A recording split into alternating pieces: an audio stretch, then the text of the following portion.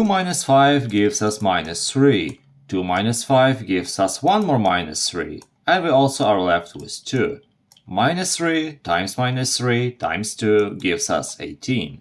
And 18 is not the correct solution, by the way. When we work with math equations, we also need to pay attention to the order of operations. And sometimes it's so annoying to use PEMDAS, so I have another method up my sleeve. This method consists of dividing the equation into terms. We use some kind of a separator. We can use plus, or we can use multiplications. We use the additions first, and if we don't have any additions left, we use multiplications. So let's try to find some additions. The first addition is of course here. Yes, we don't have any plus here, but it is technically an addition, because we add a negative term. It just so happens that we have minus 5 over here, and it looks like subtraction. In reality, subtraction is just an illusion. So 2 is our first term. And as I look here, we don't have any additions left, so this is the second term. Now we won't do a mistake where we subtract them, because we separated them. Wait, if you like the explanation so far, please consider subscribing. Thank you! Now we calculate them individually.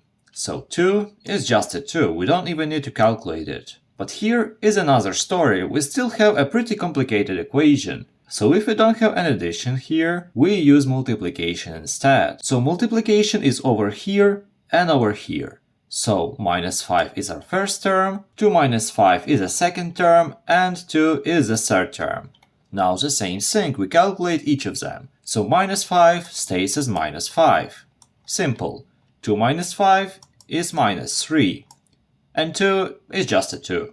Now, because we separated them with a multiplication, we need to multiply each of them. So minus 5 times minus 3 is 15.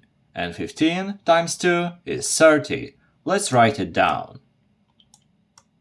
So okay, from this term we got 30, and from that term we got 2. What do we do with them? The solution is quite simple actually. We separated them with a plus, so in the end we need to connect every term with a plus. So if we add them, we get 2 plus 30, we get 32. And 32 is a final solution. If you want to try using this method yourself, try to solve this one in this video and comment your solution. I'll definitely let you know if it is correct. But for now, have a nice day!